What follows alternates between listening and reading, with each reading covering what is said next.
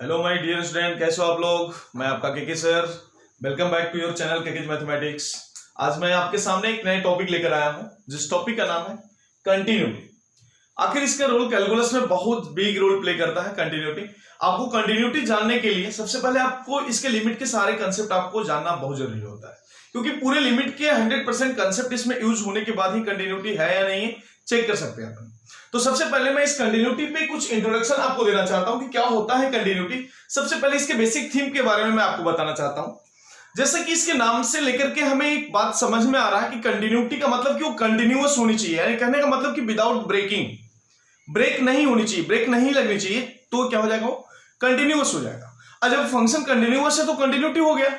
तो सिंपली यदि मैं बात करूं, यदि अपन इजी लैंग्वेज में बात करते हैं पहचानने के लिए, सबसे सरल तरीका कि सपोज दैट कि पेन है, हमारे सामने पेन है, यदि हमने इसको लिखना कहीं पे भी बोर्ड, आपको लग रहा होगा कितने सारे ग्राफ बने हुए हैं बोर्ड पे।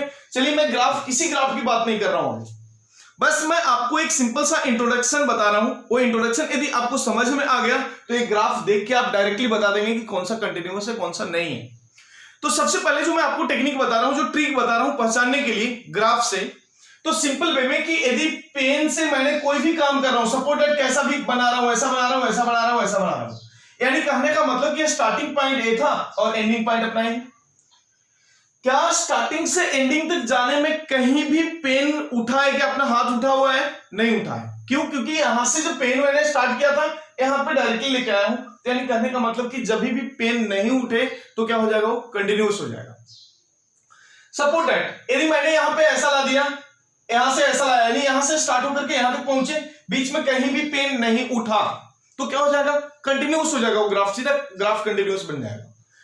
तो नेक्स्ट में बात मैं और भी करना चाह रहा हूं, जैसा कि यदि मैंने सपोज दैट कि इस तरह से मैंने लिख दिया, ऐसा ऐसा कैसा भी बना दिया, जैसा चित्र बनाना हो वैसा बना दो, मैंने एक बना दिया, एक सिंपल वे में ऐसा ही कुछ बना दिया, मैंने रैंडमली बना दिया, तो भी हमें पता है कि कंटिन्यूअस हो गया। तो डिसकंटिन्यूअस कैसा होगा, मैं इसकी बात भी कर रहा हूं आपके सामने। यदि सपोज दैट मैंने ऐसा लेके गया, फिर मैं यहां से लेके गया, यहां पे रुका, और फिर मैं यहां से स्टार्ट कर रहा हूं और ये चला गया, यानी कहने का मतलब कि यहां पे आपका पेन और हाथ उठ गया। पेन नहीं उठने का मतलब एक बात समझिए कि वो कंटिन्यूअस तो होगा। तो सबसे पहले देखिए यहां से गया और यहां से उठ के फिर से ऐसा आया, तो यानी कहने का मतलब कि ब्रेक हो गया, यानी कहने का मतलब वो डिसकंटिन्यूअस हो गया। नेक्स्ट बात और भी बता रहा हूं आपके दिमाग में, फिर एक और भी खुरपाती दिमाग है आपका, नो डाउट कि थोड़ा सा दिमाग में एक बातें और भी आपके दिमाग में आ रहा होगा कि सर यदि ऐसा गया और बीच में एक राउंड बना के और फिर से घूम के ऐसा गया, पेन तो नहीं उठाया मैंने। लेकिन एक बात ध्यान रखिए, नो डाउट आपने पेन नहीं उठाया, सबको पता है, लेकिन आपको एक बात जरूर पता है कि जब आपने यहां से ला करके राउंड किया तो फिर से एक ही मतलब जहां पे पेन चला हुआ था वंस अगेन आप उसको ओवरराइट करते हुए आगे बढ़े। ओवरराइट भी आपको नहीं करने हैं, और जब ओवरराइट कर दिए तो क्या हो जाएगा, वो डिसकंटिन्यूअस हो जाएगा। सिंपली जैसा आप देखिए ना, ऐसा बना दिया, यहां पे आपने बबल दे दिया, यहां दे दिया, आप बताइए मुझे इस सोर्स से आगे बढ़ना है, कैसे बढ़ूंगा विदाउट ओवरराइड? पॉसिबल है क्या? नहीं पॉसिबल है। यदि आप ओवरराइड भी कर रहे हैं तो फंक्शन क्या हो जाएगा आपका, डिसकंटिन्यूअस हो जाएगा। तो पहचानने के लिए कंटिन्यूअस और डिसकंटिन्यूअस बहुत ही सरल तरीके से मैंने आपको ये बातें समझा दिया हूं। अब मैं मूव करता हूं, इसके फंक्शन की तरफ मूव कर रहा हूं, क्योंकि बहुत सारे फंक्शन मैंने दे रखे हैं, ग्राफ में बहुत सारे फंक्शन दे रखे हैं। इसका नाम आपको नहीं पता होगा तो भी चलेगा, कोई दिक्कत नहीं है, बस आपको आइडेंटिफाई करना है कि who is the continuous and who is discontinuous, आपको बस इतना ध्यान रखना है। तो चलिए थोड़ा मजे लेते हैं इंट्रोडक्शन में। जैसा फिगर नंबर 1, थोड़ा सा एक बार अच्छे तरीके से सारे फिगर को आप नोट डाउन कर लीजिए। मैं वंस अगेन मैं पहुंच रहा हूं फिगर नंबर 1 पे जस्टिफाई करने के लिए, क्योंकि अब आप जान चुके हैं कि क्या होता है कंटिन्यूअस और क्या होता है डिसकंटिन्यूअस। तो देखिए नंबर 1 में एक फंक्शन यहां से स्टार्ट होकर यहां तक डायरेक्टली जा रहा है, और कहां पे चेक करना है, at x is equal to a पे चेक करना है। तो ए पे चेक करिए, ए पे चेक कर रहा हूं, यानी कहने का मतलब कि ए को क्रॉस कर रहा है सीधा, विदाउट उठिंग द पेन, बिना पेन को उठे हुए वो डायरेक्टली यहां से वहां तक जा रहा है, यानी कहने का मतलब कि वो क्या होगा, कंटिन्यूअस होगा।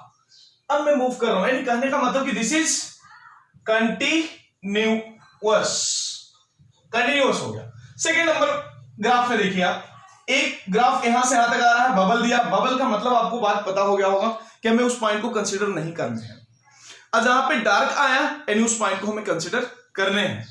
तो देखिए ना, यहाँ पे बबल आया, यहाँ पे डार्क से लेकर के ऐसा गया, तो बोलिए ना x is equal to a की बात कर रहा हूं, एक जगह पे कंसीडर किया, एक जगह नहीं किया, चलिए उतना भी नहीं, छोड़िए ना, पेन उठ गया ना, काम खत्म है। यहां से ऐसा मारा यानी पेन उठ गया, तो मैं बात ही नहीं करना चाहूंगा, मैं डायरेक्टली इसको डिसकंटिन्यूअस लिख दूंगा, डिसकंटिन्यूअस लिख दूंगा। अब तीसरे का भी दिमाग में आपको आ गया होगा, तो देख के बता दोगे कि पेन उठा हुआ है यहाँ पे, तो डिसकंटिन्यूअस होगा, तो बस बात सही है, तो ये क्या हो जाएगा, डिसकंटिन्यूअस। अब मैं बात करना चाहूंगा नेक्स्ट फिगर की बात करूंगा। अभी आपको लग रहा होगा कि यहां पे जाकर के एक राउंड मार के फिर से, यानी एक राउंड मारा नो डाउट, यानी बबल है, इसको कंसीडर नहीं किया इस पॉइंट पे, और जब उस पॉइंट के बीच में एक आधा भी हॉलो आता है तो आप पेमानी को कंटिन्यूअस नहीं कहलाएगा, क्यों, क्योंकि ओवरराइट हो जाता है, मैंने अभी जस्ट आपको बताया। तो ए भी क्या हो जाएगा आपका, डिसकंटिन्यूअस। अब बात करता हूं पांचवें नंबर पे, तो पांचवें नंबर पे एक्स का वैल्यू ए पे वंस अगेन ओवरराइट हो रहा है, और ए पे फंक्शन यहां पे लाई कर रहा है, बट ए पे यहां पे ही बबल है, तो ये भी क्या हो जाएगा, डिसकंटिन्यूअस।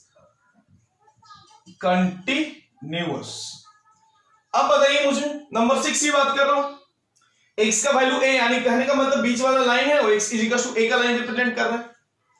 दो तरह से फंक्शन गया, इधर गया और फिर हाथ उठ के फिर से इधर आया, यानी हाथ उठा तो क्या हो जाएगा, डिसकंटिन्यूअस। यानी इस ट्रिक से आपको यदि ग्राफ कितना भी बड़ा से बड़ा ग्राफ दिया रहे, विदाउट सोल्विंग आप बता सकते हो कि फंक्शन आपका कंटिन्यूअस है या डिसकंटिन्यूअस है। तो ये सिंपल सा ट्रिक जो कि मैंने आपको बताया पहचानने के लिए, कलम उठा तो डिसकंटिन्यूअस, कलम नहीं उठा तो कंटिन्यूअस। ये बात आपको अभी तक समझ में आया होगा। जैसे कि मैंने वही ऑब्जर्वेशन यहां पे लिख रखे हैं, थोड़ा सा ऑब्जर्वेशन देखिए जो मुझे इंट्रोडक्शन से मिला, मुझे ऑब्जर्वेशन फिगर 2 to 6 कहा गया, सेकंड बाबा, हाँ 2 to 6 कहां तक, यहां तक सारे क्या है, is discontinuous at x is equal to a। बात तो सही लग रहा है, हाँ चलो ठीक है। And figure 1 function is continuous at x is equal to a, बिल्कुल सही, यानी आपके ऑब्जर्वेशन सही निकले यहाँ पे। अब मैं मूव कर रहा हूं, जैसा कि इंट्रोडक्शन के बारे में, आप कंटिन्यूटी के बारे में आपको थोड़ा सा ज्ञान मिला होगा कि क्या होता है कंटिन्यूटी, क्या होता है डिसकंटिन्यूटी। जब इतना मालूम चल गया तो मैं मूव करना चाहूंगा इसके डेफिनेशन की तरफ मूव करना चाहूंगा। तो write down next heading, definition of continuity. अब जैसे कि मैं मूव कर रहा हूं नेक्स्ट पॉइंट पे, जैसा कंटिन्यूटी का भी मैंने आपको इंट्रोडक्शन दे दिया, अब जैसे इंट्रोडक्शन के बाद आपको आना है इसके डेफिनेशन पे। जैसा हमारा, मैंने आपको पहले ही बताया था कि हमारे 3 मोड में काम होते हैं।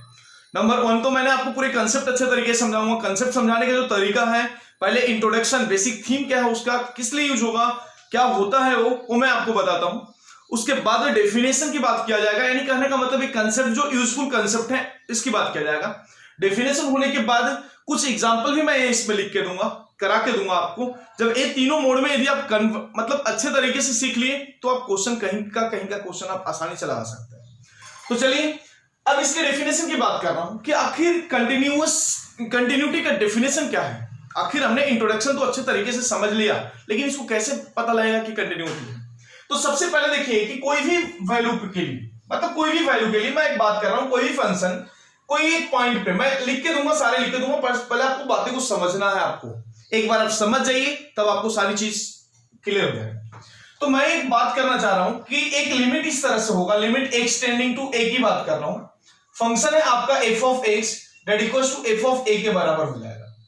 यानी एक क्या रिजल्ट आपको दे रहा है, तो बेसिक लिमिट में भी आपने ही देखा था, दैट इक्वल्स टू l, इसको अपन बोल रहे थे। तो आज एक बात जो मैंने यहां पे लिखा हूं, इस बात को कंटिन्यूटी बोलेंगे यदि ऐसा आया तो। लेकिन एक बात समझिए, जो आपने एनालिसिस में जो बातें लिखा है, क्या इसको आप स्प्लिट कर सकते हैं ना? ऐसा थोड़े ना कि आपस में इक्वल होना चाहिए, मतलब आपस में इक्वल तो होगा नो डाउट, लेकिन ऐसा थोड़े ना है कि इसका a प्लस और a माइनस पे दोनों वैल्यू सेम होनी चाहिए। तो जब इसको अपन स्प्लिट करेंगे, दो पार्ट में स्प्लिट होगा, क्या होगा, limit x tending to a plus की बात करूंगा f ऑफ x, और एक तरफ से बात होगा limit x tending to a minus की बात होगा फंक्शन f ऑफ x, ऐसा होगा। जब इससे तो दो रिजल्ट निकल जाएंगे। अब एक बात समझिए, जब ये दोनों आपस में इक्वल होगा तब इसको मानेंगे कि ये आपस में एग्जिस्ट कर रहा है। तो मैं सबसे पहले इसको ऐसा लिखूंगा, this is equal to this is equal to this and this is also equal to f of a के बराबर होनी चाहिए। क्योंकि ये जो बातें मैंने आपको यहां पे लिख के दिया, ये बात ही आपको ध्यान रखना है कंटिन्यूटी के लिए। जब ए आपस में इक्वल हो गए, जब ए प्लस से रिजल्ट और ए माइनस से रिजल्ट जब एफ ऑफ ए के बराबर आएगा तो ही कंटिन्यूअस होगा, अदरवाइज सारे स्टेप में ए डिसकंटिन्यूअस ही होगा। क्योंकि कंटिन्यूअस के बस एक ही फंडा है। क्या है फंडा? कि ए प्लस और ए माइनस, यानी कहने का मतलब कि नेबरहुड ऑफ ए, यानी ए के पड़ोसी जो भी है, सपोज यदि मैंने ग्राफ बना भी दिया कहीं पे भी, मान लिया कि x इक्वल टू a यहां पे है, तो a के इधर से और a के इधर से दोनों का वैल्यू सेम जगह पे लाई होनी चाहिए, मतलब सेम आनी चाहिए, f ऑफ a के बराबर ही आनी चाहिए। और जब a बराबर आएगा तब इसको अपन डायरेक्टली बोलेंगे कि फंक्शन अपना कंटिन्यूअस है। तो बहुत बेसिक सा फंडा कि this is equal to this आया तो ये क्या हो जाएगा? कंटिन्यूअस हो जाएगा। बट एक बात मैंने आपको इसमें लिख के दिया है, इसको दो तरह से स्प्लिट करेंगे, एक RHL और दूसरा क्या होगा? LHL। तो मैं इसको लिख रहा हूं, दिस इज द, आप लिख लीजिएगा, मैं इसका डेफिनेशन भी लिख के दूंगा आपको। ये हो गया आपका RHL, ये हो गया आपका LHL, यानी लेफ्ट हैंड लिमिट और right hand limit. Second thing, जब लेफ्ट हैंड लिमिट और राइट हैंड लिमिट की जब बात कर रहा हूं तो थोड़ा सा एक बात आपको समझ में आ गया होगा कि इसको किस तरह से रिमूव करते हैं। ए माइनस को और ए प्लस को कैसे लिखते हैं? ए प्लस का मतलब क्या हुआ? ए प्लस एच ना, सिंपल। अब आपको एक बात याद आ रहा होगा, ट्रिक। कौन सा ट्रिक? हाथी और चींटी वाला ट्रिक। अरे बोलिए, जो ट्रिक नहीं जानते हैं, जिसका पहला लेक्चर होगा देखने के लिए इस चैनल पे, तो आप एक काम करिए कि मैंने बहुत सारे ट्रिक्स बताए हैं लिमिट कंटिन्यूटी लिमिट में बताए हैं, उसको आप एक बार जरूर से जरूर देखिए ताकि वो सारे दिमाग में आपके आ जाए, तब आप कंटिन्यूटी का मजा बहुत ही विस्तृत पूर्वक ले सकते हैं। अब मैं एक बात बताना चाह रहा हूं कि जब a प्लस की बात कर रहा हूं तो इसको मैं ऐसा यदि लिख दिया, ऐसा भी मैंने आपको बताया कि इसको लिमिट h टेंडिंग टू 0 भी लिख सकते हैं आप, और फंक्शन में क्या लिख सकते हैं? a प्लस h लिख सकते हैं x के जगह पे। याद करिए क्या होगा इसके लिए, सिंपल ना। इसके लिए क्या पुट किए थे अपन? बोलिए ना, put x is equal to a plus h किए थे, याद होगा आपको। a क्या है आपका? हाथी है, और h क्या है? चींटी है। तो हाथी पे यदि चींटी बैठाया तो ऐसा थोड़ा ना कि मतलब हाथी का वेट मतलब आगे पीछे कुछ हो जाएगा, बिल्कुल पता भी नहीं लगेगा कि कोई वेट है उसके। लेकिन वेट चींटी का माइनस में भी नहीं होता, यानी h is very very nearly equal to 0, आप ये मान लीजिए, लेकिन वो पॉजिटिव है, ध्यान रखिए। अब यहां पे बात कर रहा हूं, इसके लिए बात कर रहा हूं, इसके लिए बात कर रहा हूं। इसके में क्या पुट किए थे बताइए मुझे? Put x is equal to a minus कितना था? तो a माइनस h कर दिया, तो इसका रिजल्ट निकलता है तो किस तरह से? h टेंडिंग टू 0 और f ऑफ कितना? a minus h, that equal to कितना? f ऑफ a के बराबर होनी चाहिए। यानी कहने का मतलब या तो आप ऊपर वाली बातें ध्यान रखिए, नहीं तो नीचे वाला बातें ध्यान रखिए। मैं सारे बातें को आपको बॉक्स में कर देता हूं, कहीं पे भी आया तो इसको आप कंटिन्यूटी बोलना ना भूलें। यानी मेन डेफिनेशन इसका कंटिन्यूटी का डेफिनेशन यदि मैं बात करूं तो ये आपको ध्यान रखना। अब एक बात जब ये ध्यान आ गया तो कहने का मतलब कि यहां से दो बातें निकला हुआ है, दो बातें मैंने लिख दिया, this is equal to f of a हो गया, यानी ये बात भी आपको याद खुद से हो जाएगा और ये बात उसी से निकला हुआ है, यानी कहने का मतलब this is the concept of continuity. तो आप ऊपर में ए लिखने से पहले एक लाइन आप लिख लीजिए, a function F of x is a function f of x is said to be continuous, is said to be continuous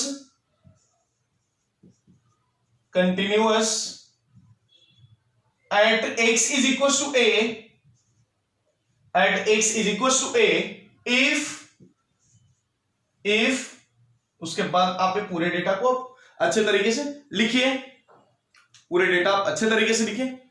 फिर मैं कुछ बात करूंगा और भी, जब इतना आपको डेफिनेशन यदि अच्छे तरीके से पता लगा तो थोड़ा सा मैं इसमें और भी एक कंसेप्ट और भी मैं कुछ बताना चाह रहा हूं इसमें, कि सबसे पहले कंटिन्यूअस क्या होगा, मतलब कंटिन्यूटी कैसे निकालेंगे, इसकी बातें मैं आपको बता रहा हूं।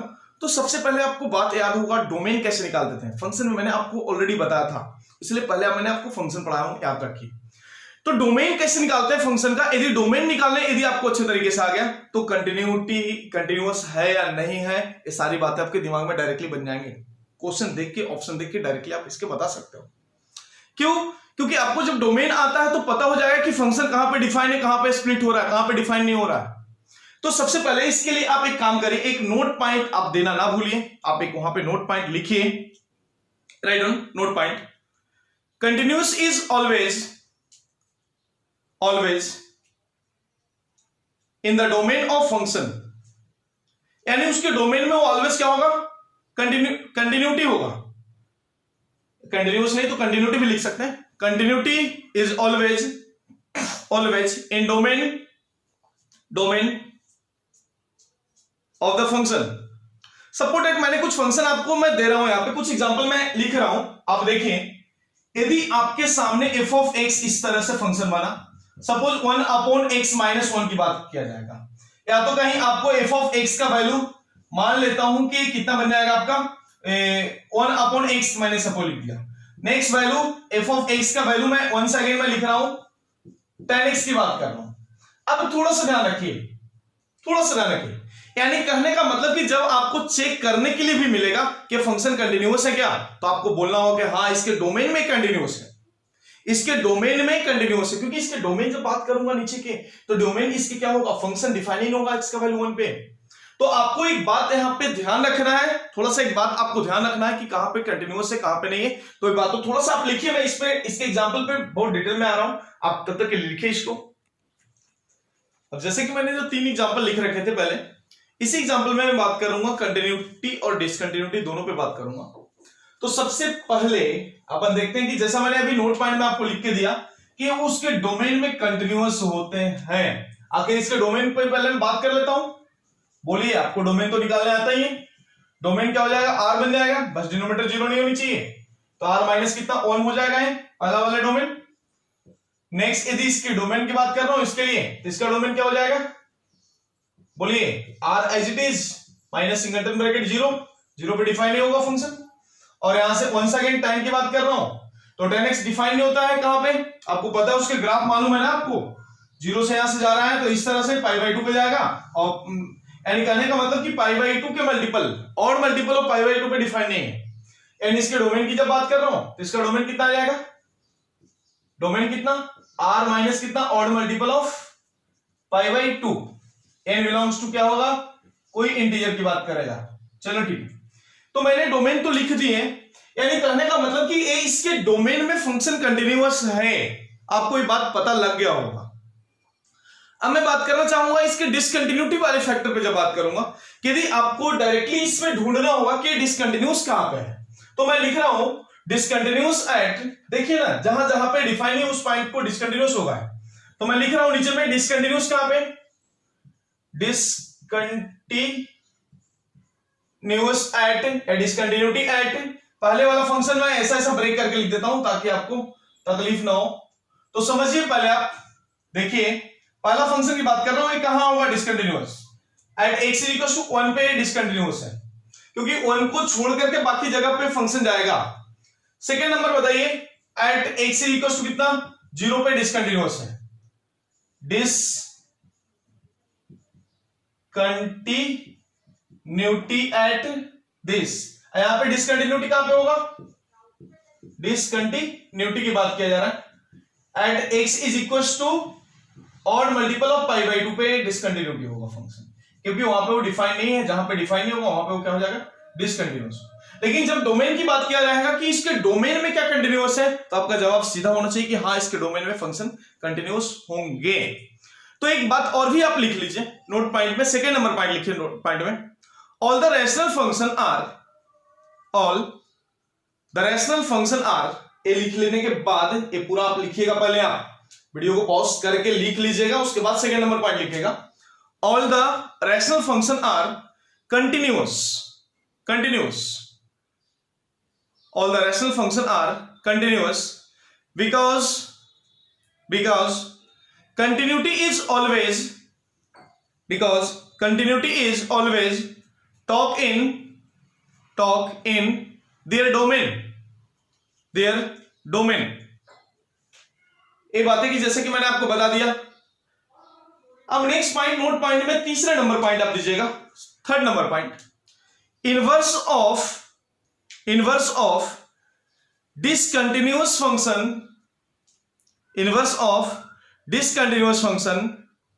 can be continuous।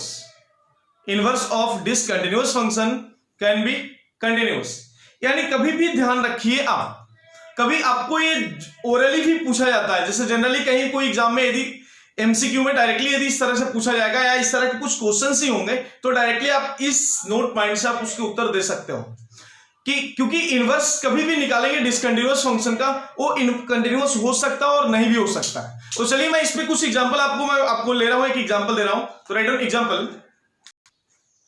अब जैसे कि मैंने इस सवाल में आपको लिख रखा हूं फंक्शन एफ ऑफ एक्स, एक सवाल में दे रहा हूं कि इस नोट पॉइंट पे जो मैंने बताया आपको, क्या बताया नोट पॉइंट में, inverse of discontinuous function can be continuous.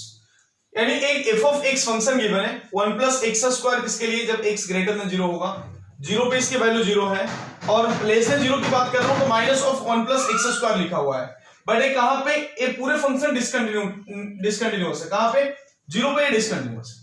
अब मैं आपके सामने बताना चाह रहा हूं कि इसके इनवर्स क्या बन जाएगा। मैं निकालता हूं पहले इट्स इनवर्स, मैं इसके इनवर्स को कैलकुलेट कर रहा हूं। देखिएगा इट्स इनवर्स विल बी, क्या बनेगा, थोड़ा सा देखना है। यानी पहले तो एफ इनवर्स मैंने लिख दिया, रफली कैलकुलेट कर रहा हूं। पहले तो मैं 1 प्लस एक्स स्क्वायर का इनवर्स निकालूंगा, y is equal to this है। तो सबसे पहले y को x से रिप्लेस कर लेते हैं, आपको इनवर्स में पता है कैसे निकालते हैं। रिप्लेस यदि करता हूं तो x is equal to 1 plus कितना, y स्क्वायर बन जाएगा। पहले रिप्लेस करते हैं, फिर y स्क्वायर लिख लेते हैं, दैट इक्वल टू कितना, x माइनस 1 बन जाएगा। y का वैल्यू कितना हो जाएगा, under root of x minus 1, पहले का इनवर्स आ गया, under root of x minus 1 बन गया। सेकेंड 0 है, 0 का इनवर्स तो 0 ही होगा, नो डाउट। मैं 1 सेकेंड इस पे आ रहा हूं, तो फिर से मैंने y is equal to minus 1 minus x square मैंने लिख दिया। अब 1 सेकेंड में रिप्लेस कर रहा हूं, इनवर्स निकालने का जो टेक्निक है आपका ऑलरेडी मैंने इनवर्स फंक्शन में पढ़ा चुका हूं। x is equal to minus 1 minus कितना, y स्क्वायर हो जाएगा। y स्क्वायर यदि मुझे निकालना है तो कितना हो जाएगा, माइनस 1 माइनस एक्स बन जाएगा। यदि माइनस कॉमन भी लेते हैं तो 1 प्लस एक्स बन जाएगा। तो ये कितना हो जाएगा बोलिए ना, यदि y आपको लेना होगा तो अंडर रूट में बनेगा तो मैं इसको वंस अगेन अंडर रूट में लिख रहा हूं, माइनस ऑफ कितना, 1 प्लस कितना x, जो कि मैंने लिख दिया। अब थोड़ा सा ध्यान रखिए कि जो मैंने लिखा हूं, क्या ऊपर वाला जो रिस्ट्रिक्शन है वो सेम रिस्ट्रिक्शन यहां रहेगा, बिल्कुल भी नहीं। यहां पे रिस्ट्रिक्शन सारे बदल जाएंगे। क्यों, क्योंकि इसके डोमेन पे बात होगा। जब इसके डोमेन पे बात होगा तो ये कितना होगा, x का वैल्यू कब के लिए वैलिड होगा, ग्रेटर देन 1 के लिए वैलिड होगा। तो आप इसको लिखिए इस तरह से कि ये वैलिड होगा ग्रेटर देन 1 के लिए होगा। चलिए ये तो ठीक है, x का वैल्यू 0 पे है। इसकी बात कर रहा हूं तो ये कहां पे वैलिड होगा, क्योंकि रूट में नेगेटिव चाहिए नहीं अपने को। तो अभी एक बात समझिए कि x का वैल्यू कहां पे, x का वैल्यू यदि मैंने 0 से बड़ा यानी 1 से छोटा रखता हूं तो क्या हो जाएगा, और माइनस 1 से छोटा रखता हूं तो क्या होगा, सारी बातें मैं इसमें बात करूंगा। पहले इसके डोमेन बात कर रहा हूं तो कितना आ जाएगा, minus of 1 plus x greater than 0 बनना चाहिए, ग्रेटर देन इक्वल टू 0 बनना चाहिए। मान लेता हूं माइनस से डिवाइड कर लेता हूं तो लेस देन में बदल जाएगा, लेस देन में बदल जाएगा। अब एक बात बताइए कि यदि मैं x को एजडी छोड़ दिया तो लेस देन कितना, a माइनस 1 पे बात करेगा ऐसा। यानी कहने का मतलब कि यदि आप सपोज दैट 0 यदि रख लेते थे, लेस देन इक्वल टू 0 की बात कर रहा था, क्योंकि स्क्वायर रूट के टर्म हमेशा ग्रेटर देन इक्वल टू 0 होता है। तो जब ये 0 रखेंगे ना तो रूट माइनस 1 बन जाएगा, और रूट माइनस 1 बनने के बाद इमेजिनरी हो जाएगा, कॉम्प्लेक्स नंबर आ जाएगा। तो उससे बचने के लिए हमें क्या करना होगा, इक्वल टू का साइन हटा दिया मैंने, तो ये फंक्शन आपका लेस देन कितना, माइनस 1 होगा। अब मैं बात कर रहा हूं, थोड़ा सा ध्यान रखिए आप, थोड़ा सा देखिए, मैं ग्राफिकल अप्रोच से भी बताऊंगा और ग्राफिकल अप्रोच से भी बताऊंगा और बाकी के भी अप्रोच से आपको बताऊंगा। तो सबसे पहले मैं ग्राफिकल अप्रोच पे आना चाहूंगा। देखिएगा, क्योंकि 0 पे यदि मैं चेक करूं फंक्शन 0 पे इसके वैल्यू कितने हैं, 0 है नो डाउट।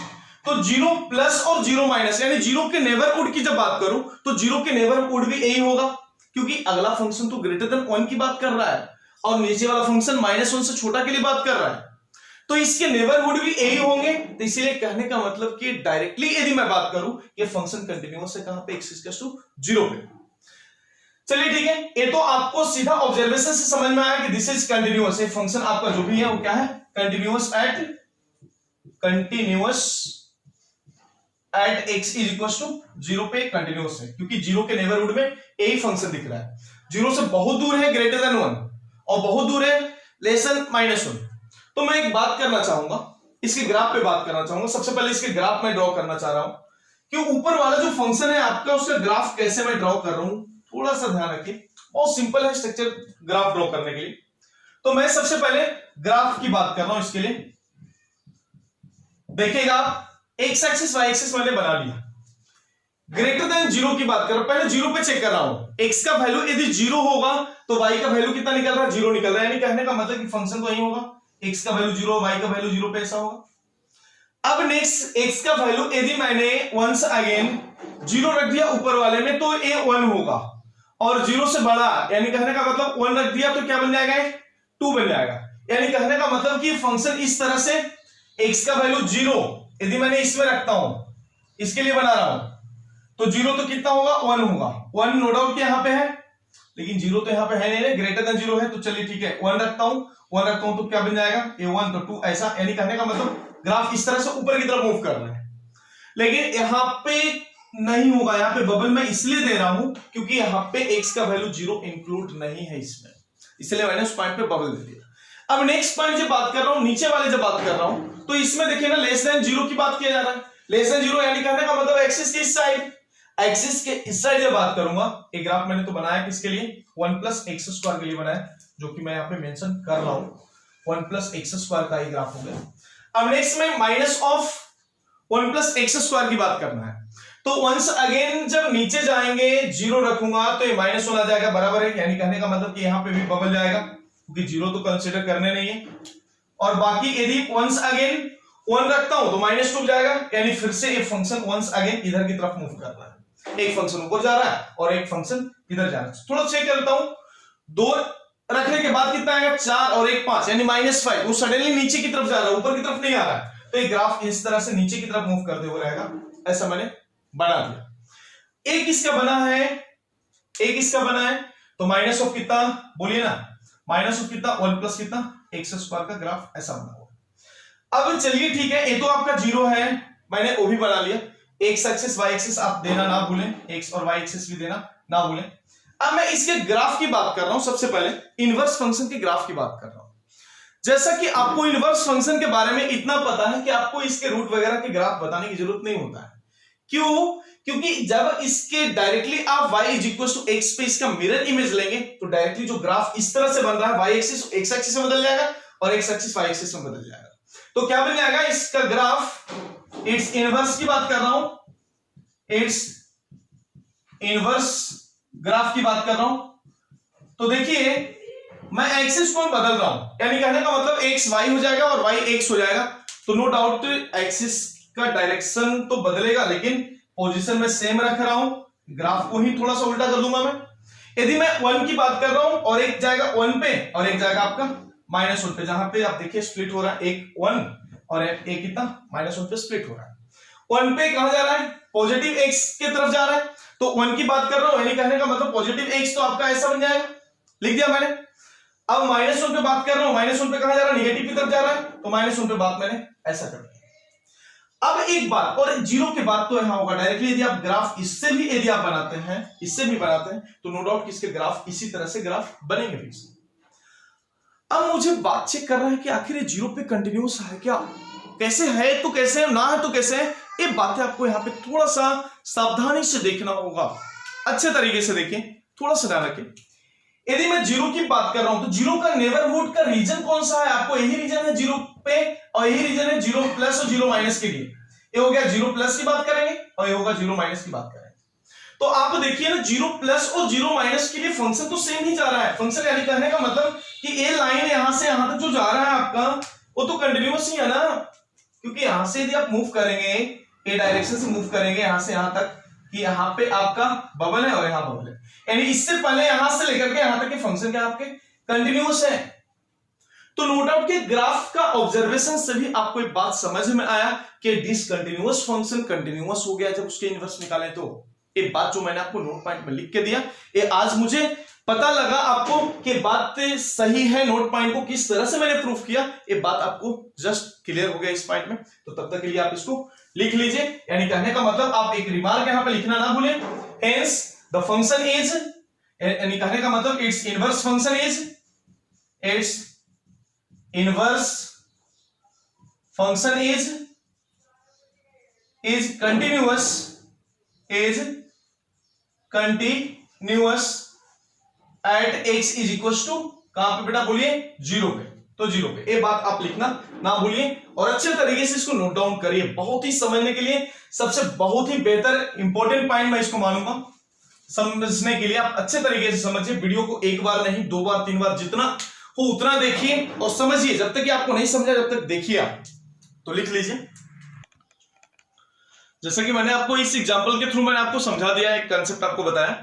अब मैं नेक्स्ट कांसेप्ट के लिए मैं नेक्स्ट वीडियो में आऊंगा। उससे पहले कि थोड़ा सा ये बंद करने से पहले एक हमारा इंपॉर्टेंट आपसे बातें करना है थोड़ा सा मुझे, कि जिसने अभी तक मतलब इंस्टॉल नहीं किया है हमारा गूगल ऐप, जो हमारा जो प्ले स्टोर पे जो ऐप है वो जो इंस्टॉल नहीं किया है, उससे मेरा रिक्वेस्ट होगा कि आप जाकर के इसको एक बार डाउनलोड करिए और वहां पे स्टडी मटेरियल दिए हुए हैं। स्टडी मटेरियल में जाकर के आप वहां से क्वेश्चन आप लगा सकते हैं।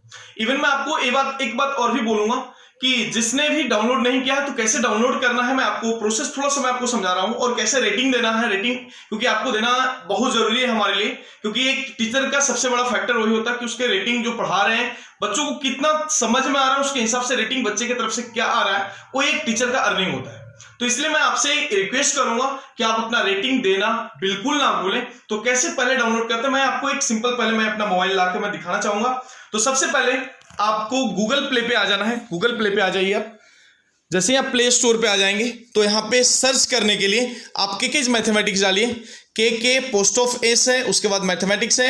यहाँ पे जैसा कि मैं सर्च कर रखा हूं तो इसको मैंने क्लिक यदि कर दिया तो क्लिक करने के बाद देखिए तीसरे नंबर पे आपको दिख रहा है केकेज मैथमेटिक्स। तो उसको आपको डाउनलोड कर लेना है, इंस्टॉल कर लेना है। यदि इंस्टॉल होने के बाद जितना जल्दी आप इंस्टॉल हो जाएगा, कितना 50-60 MB समथिंग कुछ तो होगा, उसको आप डाउनलोड कर लीजिए। फिर मैं आगे का प्रोसेस आपको मैं बता रहा हूँ, जल्दी डाउनलोड